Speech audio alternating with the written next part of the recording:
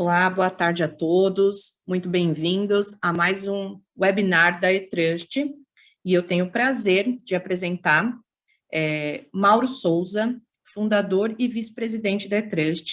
Mauro falará neste webinar de hoje da importância da gestão de identidades e acessos para adequação à LGPD. Mauro, é com você.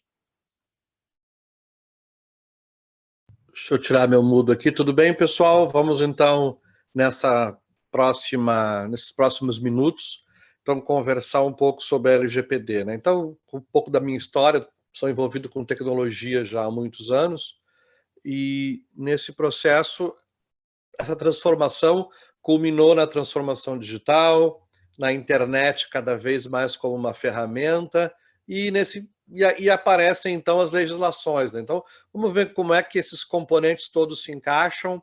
Vou falar um pouquinho de por que identidade é o último perímetro, como é que estão as autenticações locais, como é que são as autenticações na nuvem e o que isso tem a ver com gestão de identidade e por que a gente deve se preocupar com isso, tá bom?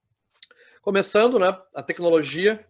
Dizem que a tecnologia, quando bastante avançada, ou suficientemente avançada, ela deve parecer mágica, né? E os usuários acreditam nisso. Efetivamente, hoje a gente vive num mundo onde a internet, os aplicativos móveis e tudo isso nos dá uma impressão efetivamente de mágica, que o acesso às informações é feito magicamente, né? Só que nós precisamos que esse efeito seja a mágica completa.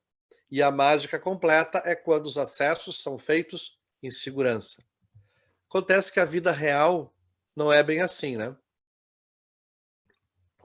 Na vida real, nós temos as informações, as aplicações que processam essas informações, e isso, há muitos anos atrás, estava nos servidores. Então, você tinha, deixa eu só contar uma breve história aqui de por que isso aqui está tão confuso e como é que essa confusão toda aconteceu, né? Eu tive um sócio que foi originário de banco, então da década de 70. E ele contava a história que para ter acesso às informações críticas do banco, você tinha que entrar na sala de um diretor, arrombar um cofre onde ele guardava a informação crítica, e esse cofre, as chaves ficavam com dois diretores separadamente. Quer dizer, muito difícil acessar e pegar essa informação para ti. Quando eu comecei minha carreira na década de 80, eram os famosos MyFrames, aqueles IBMs e borros de milhões e milhões de dólares. E para ter acesso àquela informação, você tinha que invadir o CPD, CPD naquela época é o nome, sei lá, conseguir se apoderar de uma fita ou de um disco, que era um treco desse tamanho, um pack literalmente desse tamanho, imenso, né? E sair procurando um outro MyFrame igual àquele que você tinha, de algumas centenas de milhões de dólares, para tentar rodar aquela informação, tentar rodar aquela fita e extrair aquela informação. E hoje em dia? Bom, e hoje em dia a informação está disponível na internet, você consegue, você não tem como evitar que as suas informações estejam de alguma forma acessíveis pela internet, e nós sabemos que internet, como dizem, né, é uma selva lá fora, não existe minimamente controles da própria rede, ou seja, os controles é você mesmo que tem que implantar.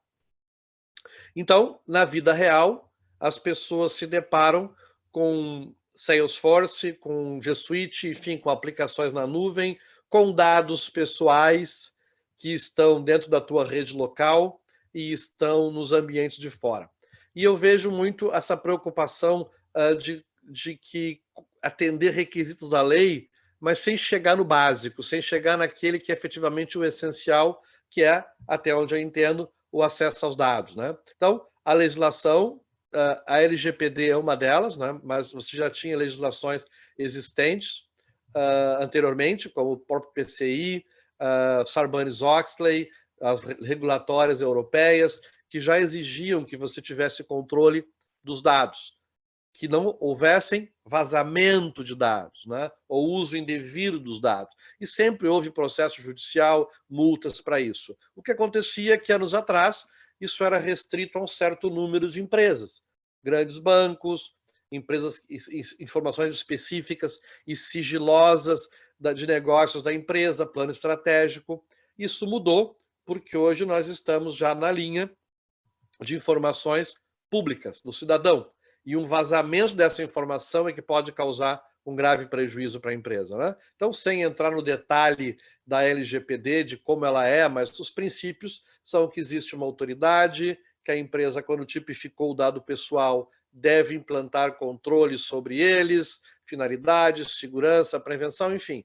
Não é objetivo aqui falar especificamente da lei. Eu acho que já estão mais careca do que eu de saber que resume a lei, que você tem que proteger os dados. Tá? Eu vejo muitas empresas por aí, muitas pessoas falando, pois é, mas e o cookie? E a autorização? E o consentimento? Bacana, gente. É bem importante que vocês se preocupem com o consentimento, com o cookie, com tudo isso, tá bom? Mas o que efetivamente tem causado prejuízo para as empresas é quando ocorre um vazamento de dados. Tá? Quando você não consegue comprovar que você consegue proteger aqueles dados, tenha a pessoa assinado ou não um consentimento com você. Tá? Então, como diriam os americanos, eu estou vendo muita gente barking on the wrong tree, quer dizer, latindo debaixo da árvore errada, né? Ou seja, o cuidado com a proteção de dados. Esse é onde afeta a tua organização. É onde você vai ter um impacto muito maior. Você, eventualmente, não coletou o consentimento de um cliente teu e você está usando dados legalmente para aquilo que existe o contrato implícito entre vocês, e aí tem que entrar no processo jurídico, mas ele vai dizer, opa, você não pegou o consentimento e está me prestando dos meus dados. Sim, mas eu estou te prestando um serviço, você contratou, sei lá, fez uma compra na minha loja, você é meu cliente de serviço, existe um contrato implícito. Vamos regularizar aqui, você dá o consentimento e está resolvido. Isso é uma coisa. Outra coisa completamente diferente é os dados daquela pessoa que estavam sob a sua guarda, esses dados serem mal utilizados ou vazarem e você causar um prejuízo voluntário ou involuntariamente para essa pessoa. Tá? E isso sim dá multa pesada. Tá? Uma multa ou um prejuízo é quando bate um auditor e verifica lá que você não tem o consentimento da pessoa. O outro peso vai ser se ele constata que você não tem controles mínimos de que esses dados podem ser roubados. Então, quem tem acesso aos dados? Existe um princípio básico, você só vai proteger aquilo que você sabe, pelo menos aonde está. E pelo menos quem tem acesso. Né? Tem uma brincadeira comum que se usava no tempo que eu fazia auditoria e dava aula de segurança de informação bem mais específica, né? Que era, para que eu quero controle das informações e dos dados? Ora, porque as pessoas podem levar embora. Por que você quer o controle de quem tem a chave da sua casa? Para saber quem vai entrar e eventualmente roubar a minha TV, que eu estou pagando, né? Em 32 prestações lá na Magazine Luiza lá. Então, quem tem acesso aos dados é a chave para você poder proteger a informação. E deixa eu contar um segredo para vocês, pessoal. Os auditores sabem disso. Tá? Então, os auditores que eventualmente vão dar um parecer e eventualmente vão abrir um processo e eventualmente pode te causar um prejuízo grave, eles vão te perguntar se você sabe quem tem acesso aos dados da tua empresa? Você sabe quem tem acesso aos dados lá daquele teu cliente? Você tem controle mínimo para proteger? Então, não adianta querer dizer eu não sabia. Tá? O não sabia não vai evitar a multa. Então, quem tem acesso aos teus dados pessoais, aos dados que estão sob a tua guarda, né? O que acontece, então, quando você não sabe? Não sei. Não estou preocupado com isso. Mas eu tenho todos os cookies aqui, eu controlo os cookies do meu site. Quando a pessoa entra no meu site, ela tem que apertar lá e dizer que acessa o cookie. Provavelmente esse hospital português tinha isso. Só que ele não tinha uma outra coisa. Ele não sabia quem é que tinha acesso aos dados.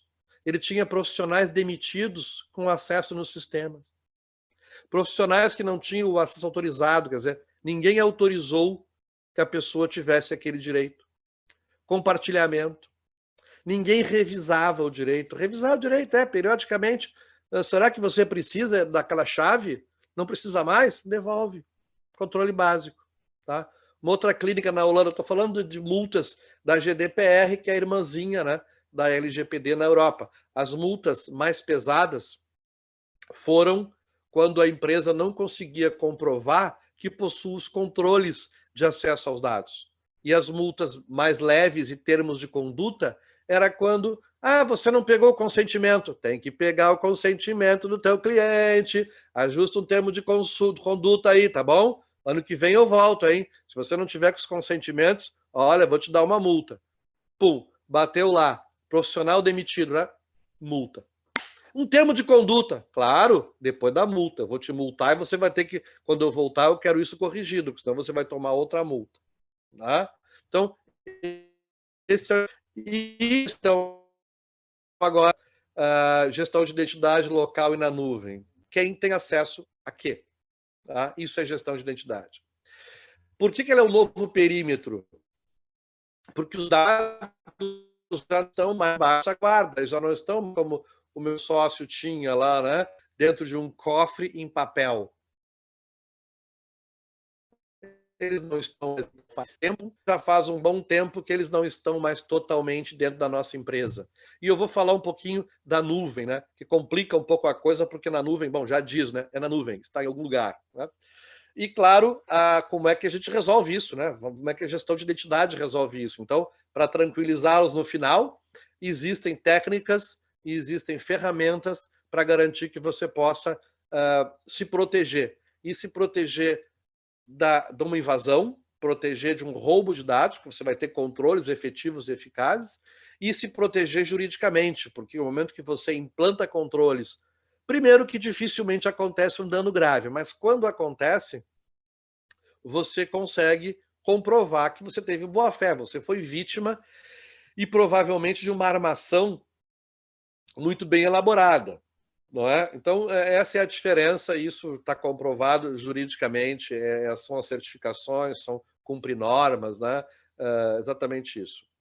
Muito bem. Um pouco de autenticação e autorização, né? Autenticação e autorização.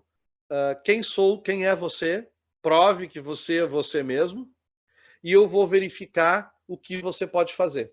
Tá? Então, carteirinha de identidade, né? Você é o Zezinho. Zezinho, você tem direito a esta informação aqui. Bom? Pedrinho tem direito a essa informação. Então, autenticação e autorização.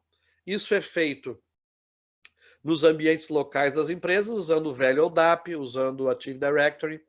Nas nuvens, você vai para Azure, você vai para a AWS, que são os formatos diferentes de aquela pessoa, é ela mesma, e ela tem os devidos direitos autorizados pelo dono daquela informação, ou seja, quem tem que dar a chave da sua casa para alguém acessar é você, né? Eu provavelmente vou ser muito liberal com relação à chave da sua casa. Pode liberar. Aquela casa na praia, então, não, liberada, tranquilo. A chave tá... Você já pode talvez achar que não é tão bacana, né? Então, quem tem que responder é o dono. Então, esse seria o acesso global, assim, LDAP, Active Directory e Amazon. Como é que funciona a autenticação local? Descendo um pouquinho no nível técnico, me perdoem quem não é técnico, me perdoe também quem é técnico, eu não vou conseguir descer nem no detalhe muito técnico, mas também não consigo falar sem dar uma paletadinha técnica, né?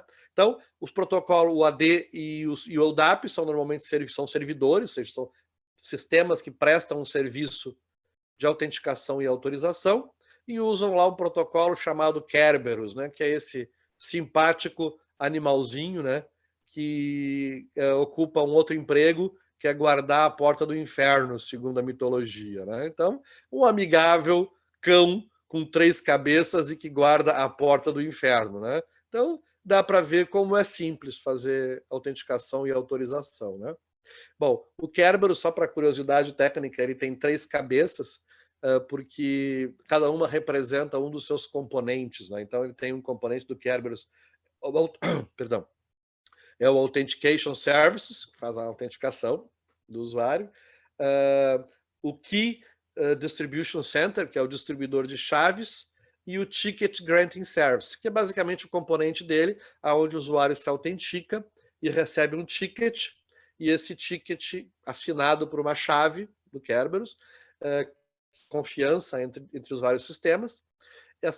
O usuário apresenta esse ticket e tem acesso à aplicação. Para quem é usuário Windows, né, de rede Windows grande, rede bem configurada, é quando você tem uma aplicação e faz acesso a outra aplicação dentro do próprio Windows, né, sem ter que de um domínio AD, um domínio Microsoft AD, sem ter que fazer uma nova autenticação. Então você vai numa pasta de rede, você acessa o e-mail, você acessa eventualmente um aplicativo, sem ficar colocando username e senha de novo. Por trás, tem o nosso bichinho de estimação de 3 cabeças ali que está controlando isso. Basicamente, você se autentica uma vez no teu Windows, né, com o teu username, senha e tal, e você, o teu sistema local, você recebe um ticket que tem uma validade, e esse ticket você apresenta, né, nos vários aplicativos quando você está querendo acessar o sistema. Tá? E isso é o Kerberos que controla com esse controle de chave, controle de ticket e controle de autenticação. Bom, bichinho simpático de 3 cabeças que guardava as portas do inferno, né? Bom, e quando você não está na rede local? Bom, quando você não está na rede local, a coisa complica um pouquinho, tá? Você vai ter que trabalhar daí provavelmente com estruturas de autenticação, se você quiser algum tipo de federação, ou quiser autenticar com o aplicativo servidor da nuvem, normalmente via SAML, que é um semelhante a, conceitualmente, né, a troca de tickets, semelhante ao que seria o Kerberos. Você tem os papéis, roles, você tem, claro, grupos, você tem policies, você tem os recursos internos. Então, os recursos internos numa nuvem são normalmente recomendados que você use grupos. Alguns deles têm o conceito que o usuário em si não recebe o direito, mas ele recebe uma role, que seria como uma carapuça, né, que ele veste quando vai acessar um recurso. Quando ele sai, ele retira essa carapuça. Isso é gerido por um IAM ou uma estrutura de autenticação e autorização. Google, Azure, AWS, conceitualmente são muito semelhantes e tem esses componentes, né? E esses componentes, como eu disse, não são exatamente simples, né? Se a gente for dar uma olhadinha aqui no Google, no desenho Google, desculpa, AWS, não é o nosso objetivo hoje destrinchar a autenticação, mas eu gostaria apenas de mostrar para vocês que mesmo comparando com o cão de 3 cabeças, que é o Cerbero, uma autenticação na nuvem tem lá suas peculiaridades, e você não seguir as boas práticas de controle de autenticação e autorização e controle de acesso, você pode sim ser alvo de fraudes. Eu tenho alguns artigos que nós escrevemos, está no nosso blog, que detalha mais os casos onde aconteceu o vazamento de informação e onde aconteceram fraudes, e aí se vazar uma informação de um desses teus sistemas, você vai com certeza ser responsabilizado e tomar uma multa pesada, além de multas contratuais, perda de negócio, tudo isso está acontecendo. Então, nuvem AWS Amazon, novamente, policies, grupos, acessos aos buckets, né, que são os S3, tudo isso controlado, deveria ser controlado, você concedendo direitos para grupos, definindo policies e não indo lá diretamente e dando direito para os usuários, como eu vejo muita grande empresa fazendo, né? E aí fica a gestão muito complicada ou praticamente impossível. Mas isso é na AWS e na Azure. Na Azure troca a cor, tá? Você tem também a ideia de que as boas práticas recomendam que você trabalhe com grupos, com direitos de aplicação, com autenticação entre as aplicações, com autenticação dos usuários das aplicações, buscando federação, que é utilizar uma autenticação única, buscando ter um ponto central que concede os direitos, revoga os direitos e te dá uma camada de governança. Tudo isso é a recomendação que eles falam para que você tenha, né? E aí acontece que na vida real, a sua empresa, se começar a crescer, como vários dos clientes que a gente ajuda, ele pode estar na situação de que ele tem 2 ou até 3 desses ambientes, né? Ele tem lá o seu Azure, ele tem lá o seu AWS e ele tem a estrutura interna e tudo isso tem que autenticar e ele tem que autenticar de alguma forma que você não esteja completamente exposto a uma invasão, a um vazamento de dados, né? Eu estou falando tudo isso porque esse é o grande risco, né? você não saber quem tem acesso às suas informações, essas informações vazarem, e aí como é que fica? Você toma uma multa. Ah, mas é isso que acontece? É isso que acontece. Incidentes de segurança lá fora e no Brasil, onde há vazamento de dados, as empresas perdem dinheiro, tomam multas, perdem contratos. Tá? E aquelas que tomam um pouco mais de cuidado, talvez não aconteça com elas, ou se tomar uma multa menor, se torna mais competitiva, tá bom? Então, uma estrutura é viável integrar com esses combates todos, aí, com esses servidores e ambientes de infra todos, mas esse controle vai exigir não só processo, mas vai exigir provavelmente aí sim uma gestão de identidade. Mas aí você vai dizer, eu não tenho que me preocupar com isso, Mauro, eu estou migrando para a nuvem, né? A nossa empresa que está migrando para a nuvem, e a gente sabe, né? Todo mundo sabe. Quem é que não sabe? Alguém daqui não foi informado que na nuvem a responsabilidade do provedor de nuvem é a infraestrutura, segurança física, segurança lógica e principalmente gestão de acesso e identidade, né? Tô na nuvem, tô tranquilo. Se der alguém cripocó, eu vou cobrar da Amazon, eu vou cobrar da Azure. A minha responsabilidade como cliente é só inserir informação e utilizar o sistema. Quem disse isso? Hein? Pois é, pessoal. Não quero ser eu o mensageiro de más notícias, mas infelizmente aqui a vida real vai aparecer e a magiquinha, a fadinha madrinha vai desaparecer, porque olhando a vida real da Amazon, AWS, responsabilidades do cliente. Isso aqui são documentos que estão na nuvem, estão na internet e deve estar em letrinha miúda de quem tem um contrato com eles, tá? Mas basicamente o que eu digo aqui é o seguinte, ó, o que eles são responsáveis? Pela infra de software, pelos storage, pelo hardware, pelas availability zones, muito bacana. Opa, mas espera aí, cadê o gestão de identidade aqui? Né? Identidade está aqui. Identity Access Management está aqui, mas isso aqui está no nível de responsabilidade do cliente. Exatamente. Continua sendo responsabilidade do cliente, toda a camada de gestão de acesso e identidade, ou seja, quem tem acesso a quê. Né? Mas isso é na AWS. Na Azure, troca a cor. Tá? Na Azure, você tem, cadê aqui? Ó, Identity and Account and Identity. Totalmente responsabilidade do cliente. Totalmente responsabilidade do cliente. Microsoft é responsável por segurança física, rede, hosts, sistemas operacionais, né? Agora, identidade e acesso, totalmente responsabilidade do cliente. Então, ir para a nuvem, gente, não é exatamente uma garantia de segurança, pelo menos com relação aos acessos aos dados. Ou seja, por isso que gestão de identidade é um novo perímetro, porque não é alguma coisa que você consegue restringir e, infelizmente, não consegue delegar. Tá? Essa responsabilidade está com a gente. É meio como filho. Filho é para sempre, né? Não dá para delegar. Agora não quero mais. Não quero mais. Tem nome para isso, né? Então, gestão de identidade é um processo que te responde às perguntas, e já combinamos, eu acho que até agora eu já consegui convencer vocês, né? Ou pelo menos usei os argumentos que eu tinha, para que você saiba que, sim, você é responsável por garantir que só tem acesso aos dados quem deveria ter. Sabendo, obviamente, que se esses dados vazarem, você vai tomar um prejuízo e, eventualmente, uma multa da LGPD. Então, as perguntas que têm que ser respondidas, né? Quem tem acesso aos dados? Quem aprovou que esses dados estejam lá guardados? Você tem que ter uma aprovação interna, provavelmente, e, eventualmente, aí sim, entra o consentimento lá do cliente, entra o cookie, etc. Né? Esses acessos são revisados periodicamente, quer dizer, alguém vai lá periodicamente e olha, opa, essa informação crítica aqui do prontuário médico daqueles meus clientes que pode me dar uma multa de alguns milhões e um processo complicado para burro na justiça, não precisa mais.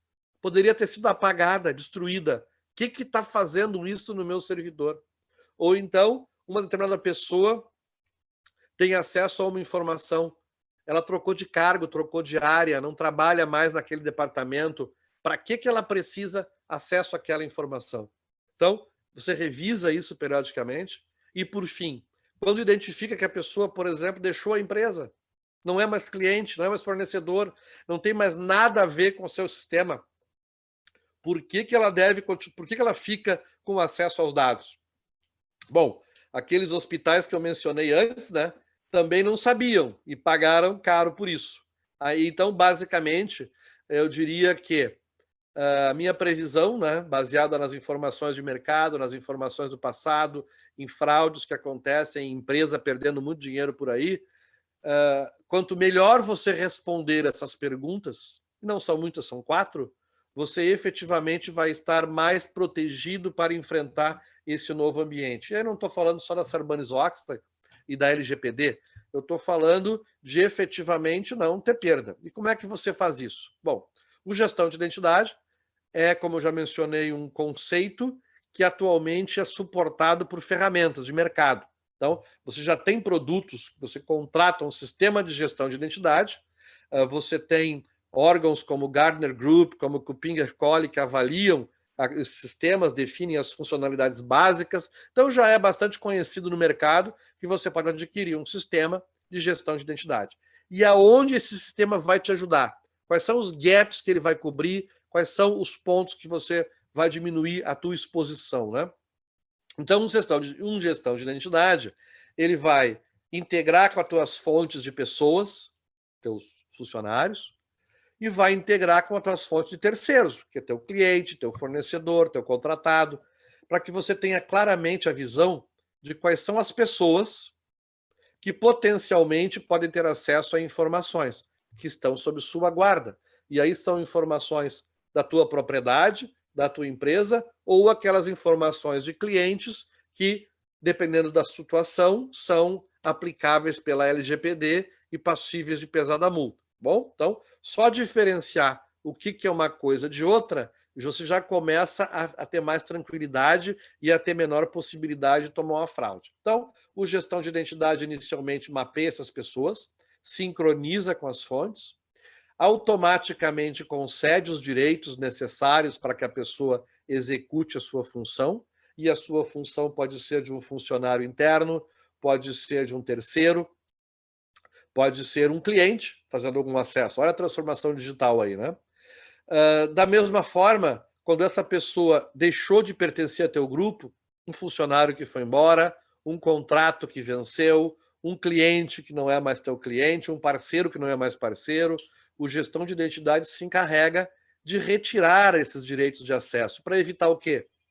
Para evitar um acesso indevido, né? A gente não quer acesso indevido. Acesso indevido traz multa, traz prejuízo, tá? E vamos descer um pouquinho mais nos processos, né, para que eu consiga dar uma pincelada com vocês e reservar alguns minutinhos para dúvidas, a gente bater uma bola sobre algum ponto específico que vocês gostariam de esclarecer. Então, essa é a visão de satélite do gestão de identidade, né? Concede com base em RH, concede com base em algum relacionamento que você tem com esses terceiros, concede direito quando ele entra, revoga quando ele sai. E no meio tempo? No meio tempo, ele regula as relações de você com essa pessoa. Os direitos que você concede ou não são os direitos de acesso às informações que estão sob sua guarda. Então, um primeiro fluxo importante de gestão de identidade é quando você identifica as pessoas, aplica regras de negócio, e a regra pode ser aplicada baseada no cargo, no departamento, se for um funcionário, no status ou alguma outra informação cadastral, se for um cliente, informações do contrato, se for um parceiro, enfim, dados concretos que podem ser eventualmente auditados depois e comprovar que efetivamente aquela pessoa, com base nas regras e definições, precisava daquele direito, ou tinha direito àquele acesso. Então, o sistema aplica essas regras e concede os direitos.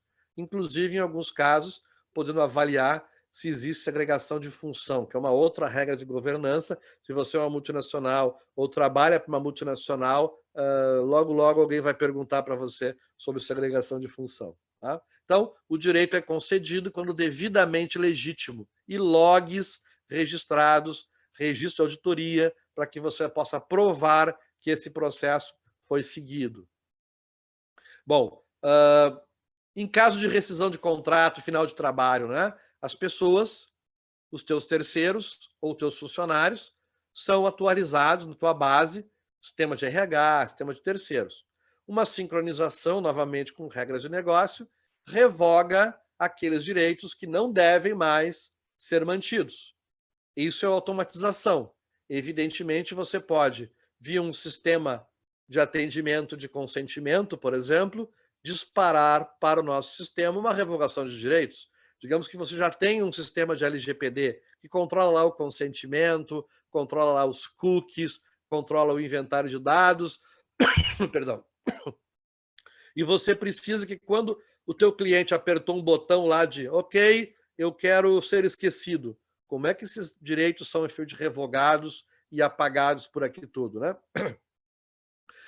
E a qualquer momento você também tem que ter um fluxo aonde um profissional de RH ou um JUA possa, caso crítico, caso típico, né? Uma pessoa está pedindo para ir embora da empresa ou foi demitido por alguma razão suspeita. Você conversa com ela e você quer que ela retorne para a mesa já com o direito revogado, para evitar que ela use aquela meia hora final para quê?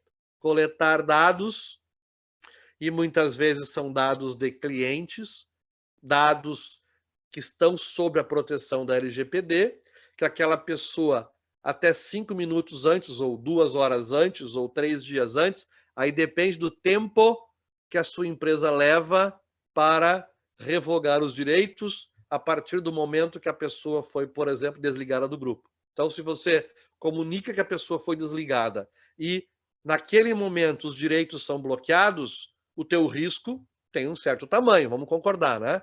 Se no seu processo da sua empresa a pessoa é avisada que vai ser demitida ou terminou o contrato e você tem, sei lá, um dia, uma semana para revogar todos os direitos, bom, o seu risco tem outro tamanho, né? Então, essa é a avaliação que você tem que fazer. Então, bloqueou o direito, automaticamente um sistema de gestão de identidade vai garantir que essa pessoa tem os acessos bloqueados e não vai poder, enfim, fazer a feira de informação. Também é importante para você manter a sanidade e um controle básico, né? É que você permita que as pessoas, através, por exemplo, de um portal, possam fazer a solicitação. Isso tem um fluxo de aprovação. Uma vez aprovado esse acesso, aí sim o direito é concedido. Você tem que poder garantir também que aqueles sistemas onde estão as informações críticas, quem tem acesso a elas? Ah, só tem acesso àquela informação quem eu aprovei. Tá, mas e se um bandido invadir o sistema e criar os direitos manualmente? No teu SAP, no teu AD, no teu Azure da nuvem, no teu AWS. Foi lá o bandido, roubou a senha, foi lá e saiu criando direitos. Como é que você fica sabendo? Sem um sistema de gestão de identidade, normalmente você fica sabendo de 2 jeitos, né? Notificação judicial ou fraude no jornal. Pô, empresa vazou dados e vai tomar uma multa, né?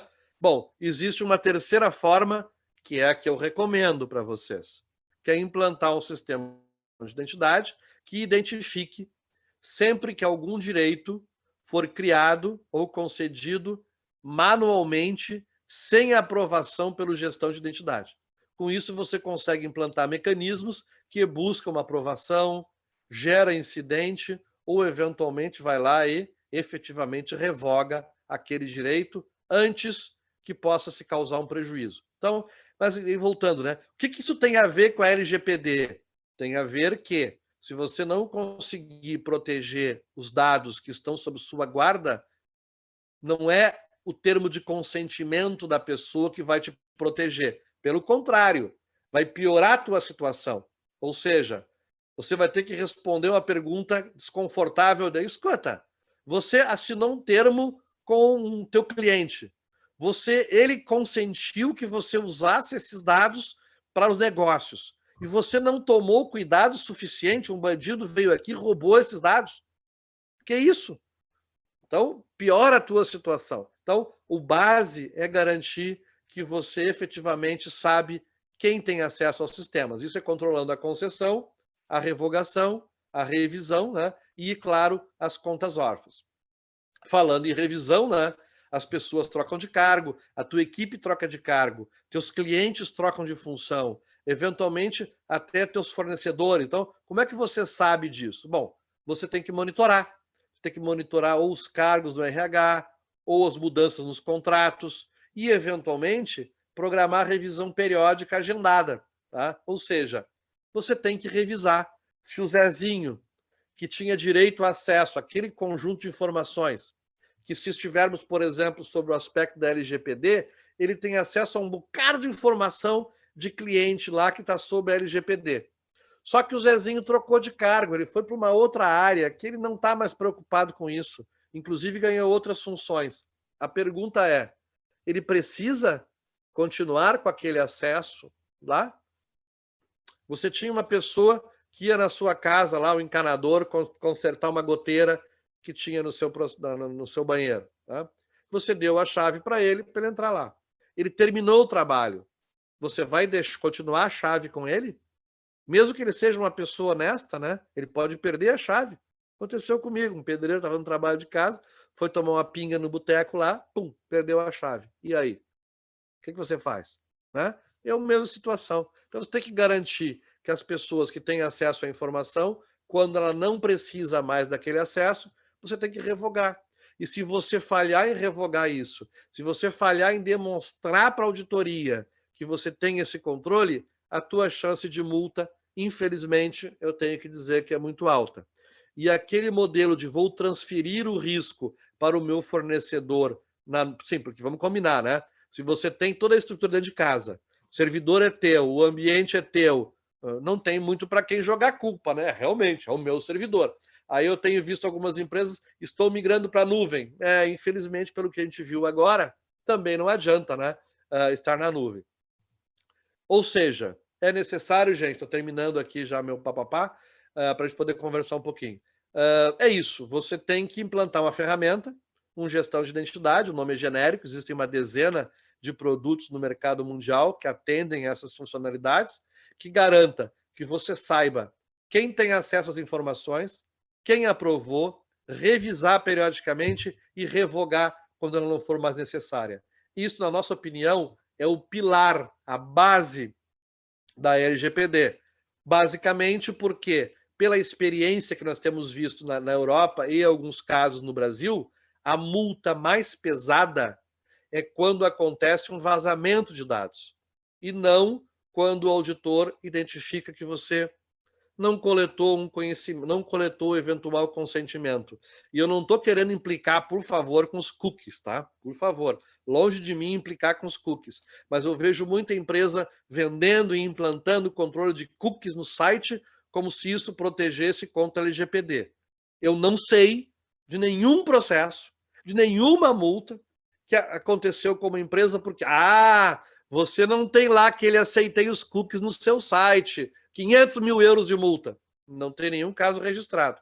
Agora, de o auditor chegar à empresa e identificar que tem gente no RH, que foi demitida no RH e que não tem direito no sistema, ou que não teve uma revisão, isso nós temos registrado multas de centenas de milhares de euros. Então, um gestão de identidade ele vai te dar mais agilidade nos processos, reduzir custo, risco e vai te ajudar muito a ter a conformidade. E, claro, gostaria de convidar vocês a conhecer a nossa solução, que chama Horácios, né, que é utilizada hoje por grandes empresas pelo Brasil, é auditada e faz parte dos papers do Gartner Group, da KuppingerCole e de outros órgãos de avaliação e de, enfim, identificação de players do mercado. Tá? Eu gostaria de conseguir, é raro conseguir fazer isso fora do meu tempo, então temos alguns minutos ainda, me coloco à disposição para algum ponto, algum comentário, ou, claro, se tiver a minha possibilidade, esclarecer alguma dúvida. Alessandra, por favor, pode coletar para a gente e, havendo algum ponto, estamos aqui.